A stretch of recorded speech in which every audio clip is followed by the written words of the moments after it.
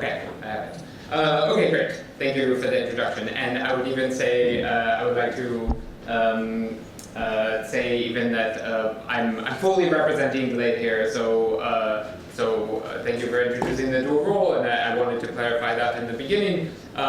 And yeah, so maybe I just re-explain that maybe many of you know me in my coordinator role and FAIRmat, but also over the last year, I've been leading the development of this company, this startup. And today I want to tell you about sort of our journey in supporting Nomad adoption, and especially in a few like really distinct contexts. And so first, let me give a little bit of an overview into the company and who we are. So we are a spin-off from FAIRmat and the IKZ. And our founder, Sebastian Buchner, sort of had also a dual role between these organizations. And we are the official Nomad support partner, essentially. And our expertise, it will be no surprise coming from FAIRmat, is in research data management, in Nomad specifically, and FAIR workflows, and in setting up scientific software and infrastructure. And our mission is to support the digitalization of scientific workflows and AI-ready research data, and we try to achieve this mission through the supporting Nomad adoption and deployments. And over the last year, as I mentioned, we've had various experiences at sort of different scales. So we've been involved in deploying and setting up sort of first adoption within individual research groups. We've also now worked with a large research consortia, so sort of organizational adoption at that level. And very recently, we've begun to become active in a research network. And this is sort of more in the direction of community adoption. And so I want to walk through a concrete example of each of these today and tell you a little bit about our experience, and I hope some insights that you can take with you about Nomad adoption.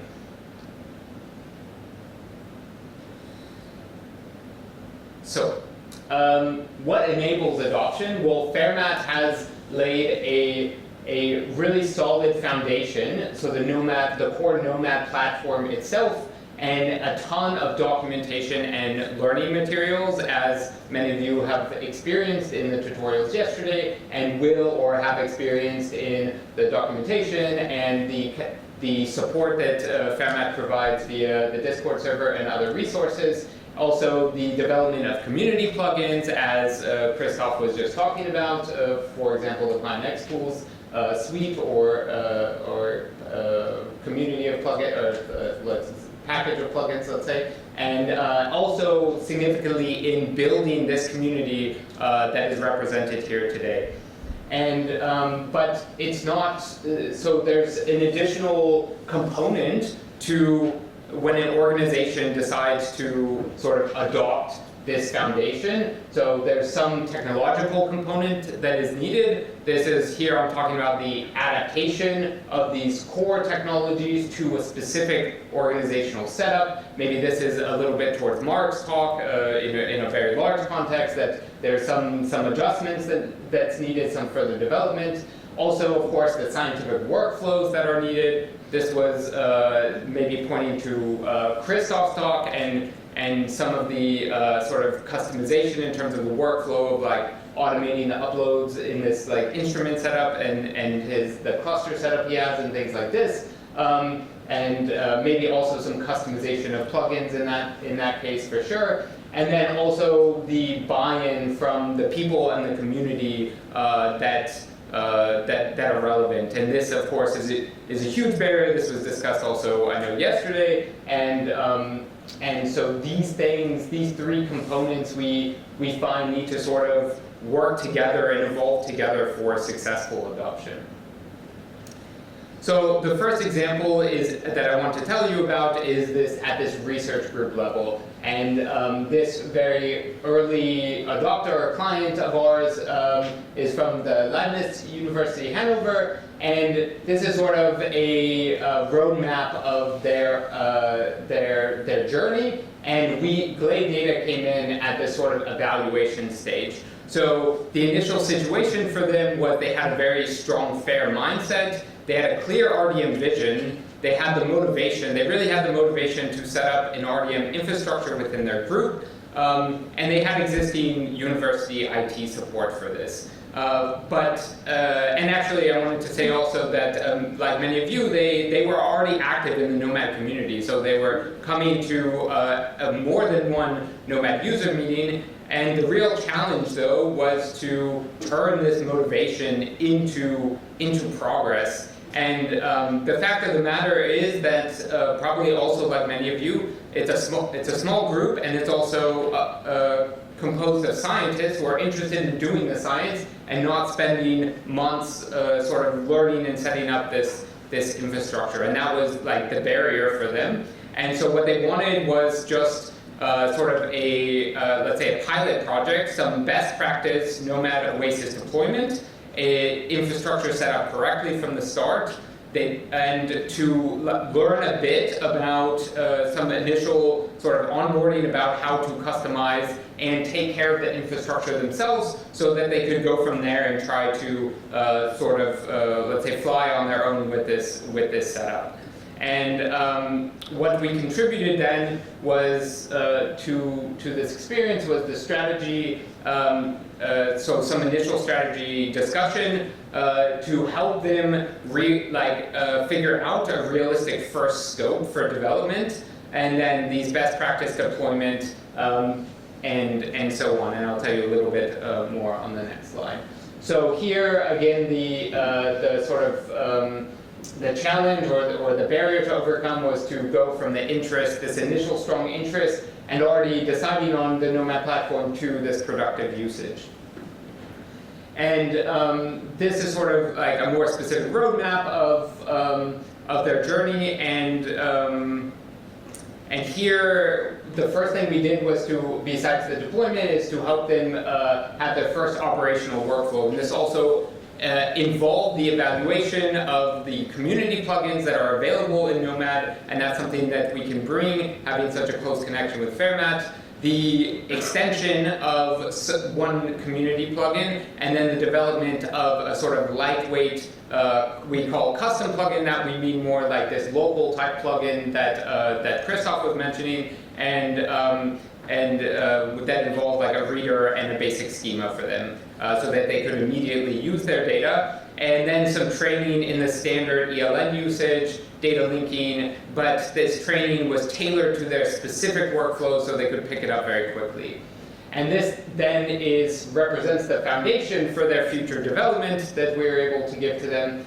And I think one interesting thing that we are able to offer, which we didn't really foresee in the beginning, was community engagement. So again, coming from the FAIRmat project and having such a connection, we are able to sort of, in a way, connect them with the right people and provide them like an initial voice in the community. And this then allowed them to begin a sort of feedback process into the community tools even after our time or project with them was finished.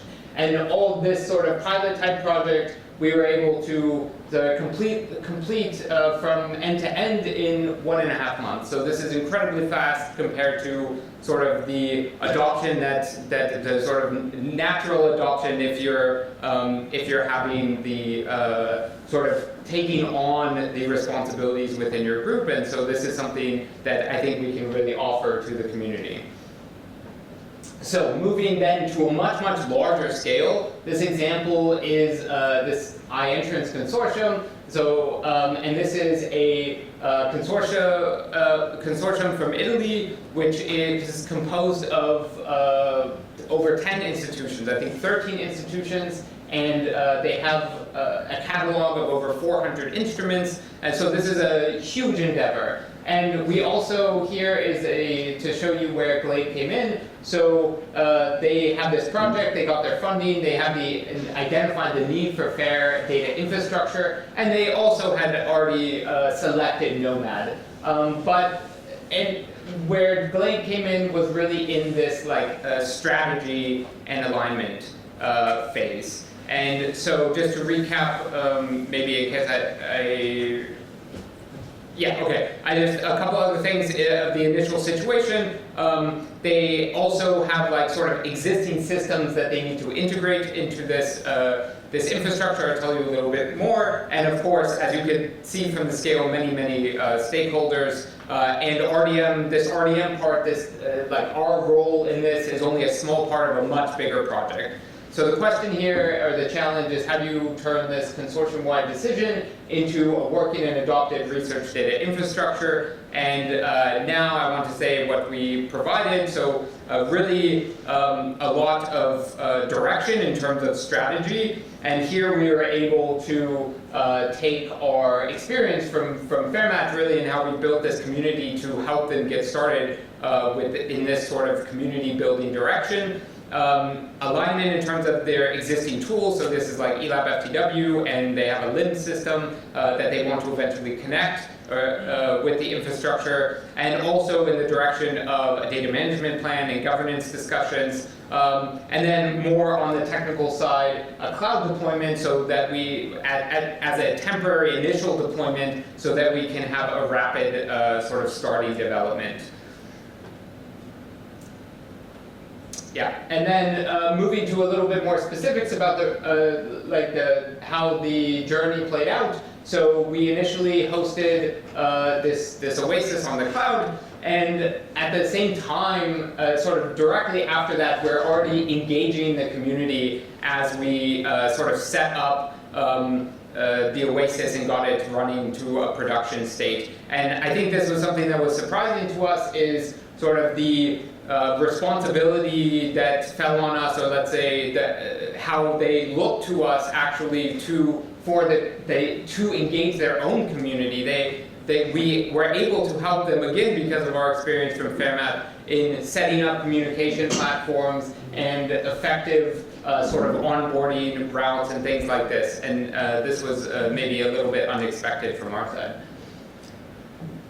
Yeah, and we were already rolling out onboarding training. Actually, even before we were hosting the Oasis, we did an initial training session. I think this is one striking experience from this was sort of the initial interest and how much motivation there was within this community. So we gave a first very general tutorial about NOMAD, just using the central NOMAD, and there was immediately 120 people in this tutorial session on Zoom, which I think is far more than we've ever had in the FAIRmat community. So this not only shows the scale, but it shows sort of where we progressed with NOMAD, that people are identifying this as a very a tool that can really help them in their research, and they're very interested in these onboarding activities.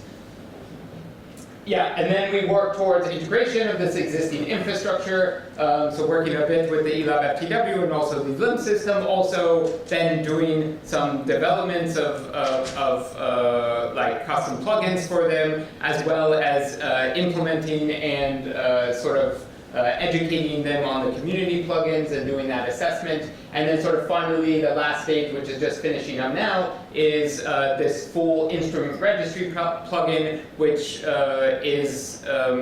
entails basically querying their LIMS system for this catalog of instruments, and then doing an automated update and documenting the progression of these instruments over time. And so this project end to end is approximately 6 months of work for us, I think the key lesson here is that at the consortia scale, this coordination and communication and community building sort of really becomes just as important as the technology adaptation. This is a huge endeavor. It takes a lot of work, and having assistance in this direction is critical. Okay, and then sort of the last example is in a way at a bigger scale, because now we're talking about not one consortia which has some uniform governance and funding, but we're talking about getting involved in a research network. And the example I want to give is the SolarTap network. And this story begins actually already with like quite a bit of success from NOMAD. And this in particular is the advanced NOMAD community, which is represented by the Humboldt Center in Berlin, sort of driven by Eva Unger's group, and then on the technical side led by Michael Goethe, as many of you know, as sort of a very advanced data steward or sort of external NOMAD customizer developer. And here they have developed at Helmholtz proven tools and proven workflows within NOMAD, and they have a very strong visibility within their community. And particularly, this SolarTap community is a collaboration between academia and industry partners. And there's many people within this network who are very motivated to adopt NOMAD, and at some point the support which the HZB is trying to give this community is too much for them to handle, and this is sort of where Glaide is trying to come in. So it's at the point of like knowledge transfer between the community. So it's not really about developing new tools or engaging people. It's more about transferring the knowledge or really disseminating the already proven tools or adapting them to these other organizations. So basically, like sort of one key message is that sharing the tool is not the same as adopting the tool. We see these as like two significantly different situations. And the question then is, how can successful NOMAD workflows be spread beyond the groups that originally developed them? And here, sort of, there's a little bit more of a prognosis or a forecasting into the different components which are involved. As I said, we're sort of just getting into these activities. So the first step is really like existing workflows reach new communities, and then sort of that we need to help to lower the barriers for adoption. I'll talk about that a little bit more in a second. And then the reuse of proven tools and practices, and the sort of, we can get to the faster dissemination of NOMAD workflows. This is sort of like our goals in a way in this community. And I want to point out here now some new challenges that emerge, especially in the context of this network, which, as I said, involves industry partners. So industry often prefers proven solutions over building solutions for themselves, and they have then also additional governance requirements, security requirements, authentication, etc., or they need specialized deployments.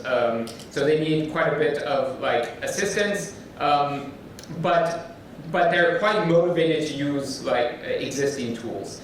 And we see this also in sort of an analogous research network that we're involved in, which is more like in the deep tech area within Berlin.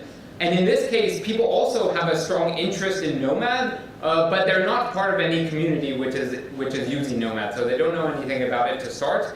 And so they have a strong interest in it. They see that this tool could be useful, but they hesitate quite a bit to adopt it. They don't want to be the early adopters. They want to see visible success stories first. And this sort of then stresses or highlights this situation with SolarTap, because they have this sort of champion adopter who they see it's a success, and they have no worries about adopting it. And I think this lesson also applies to academia, and it also applies to just building the community in general, right? So these different sort of early adopters use cases, different organizations which are adopting, we need to figure out how to continue to communicate these these successes that then further pushes adoption.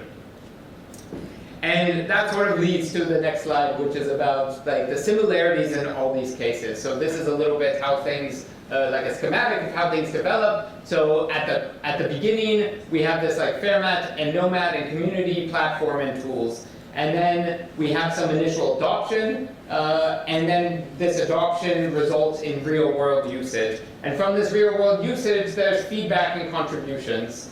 And this then results in better community tools, and this goes to more adoption, right? This like builds upon itself. And this real-world usage is then really critical for more adoption, especially when it's like visible to people. And this we've definitely seen in the examples of the other talks. And we're proud to also see, especially coming from FAIRmat, that we're able to give back to the community, not only by supporting, not only by this sort of like natural snowballing of adoption, so we support people to adopt, and our tools are open source, sort of our vision, or our, let's say, I don't know how to say it, our best practice is that we keep everything open source, unless it's a situation that the client, maybe when working with industry, needs to keep it private. And this is part of our a partnership with FAIRmat.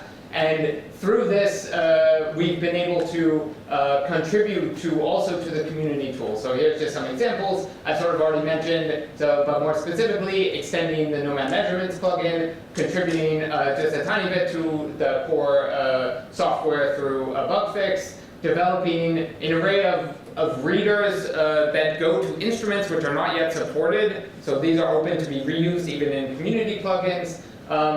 And then some lightweight instrument plugins that can be adopted for quick use. I would sort of comment actually on this very nice vision that Christoph gave about this, these custom plugins versus these community tools. And I guess I would add to that our vision is to go from one to the other. So by default, you adopt the community tools. When you need it for quick adoption, you develop these custom tools. But then you should also have this sort of upscaling of the custom tools to the community tools. But this takes more time, as Christoph mentioned.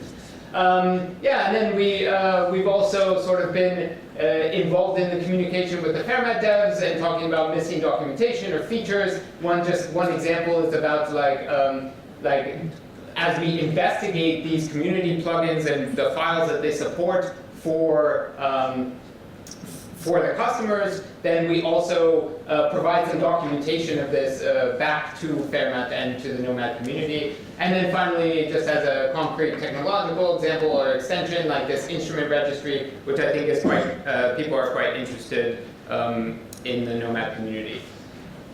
Okay, and then sort of wrapping up, what did we learn about scaling adoption? So there's various components or lessons we learned. One is on the technology side. We would advise to lower infrastructure barriers as much as possible from the beginning. This means, for example, providing deployment flexibility, so to enable quick access very early. And starting then, when you start with workflows, starting with real research workflows very early in the sort of development phase, and reuse and improve existing community tools whenever possible within your time constraints or your budget constraints, and then define achievable goals first. Finally, on the people and community side, invest in onboarding and support. We saw this as critical, especially in the iEntrance example. Build communities around deployments. Create feedback loops into the community, so into your community, FAIRmat and NOMAD, for example, and then highlight and support champion users. And these sort of lessons should sort of evolve again together, these different components. Finally, I just mentioned where we come into play. So Glaide Data, these are sort of roughly the services that we offer, which I've mentioned throughout the talk. So strategy, infrastructure, integration, this means customization and such, and then onboarding and community enablement. And we build off of this foundation that FAIRmat has built. We see that FAIRmat provides, or sort of our vision is FAIRmat provides the foundational infrastructure, but also the standards, and then we use these services that we offer to help institutes and across varying scales adopt this infrastructure. Let me just go forward. And yeah, again, so it's really an incredible foundation that FAIRmat has set, and we have this idea that now we need to continue to spread and build these communities and continue this sort of snowball effect of adoption and improvement. And with that, I'll thank you, and if you're interested in getting in touch with the Glaide team, you can check out our website and then just email us at the info@glaide.data. Thank you.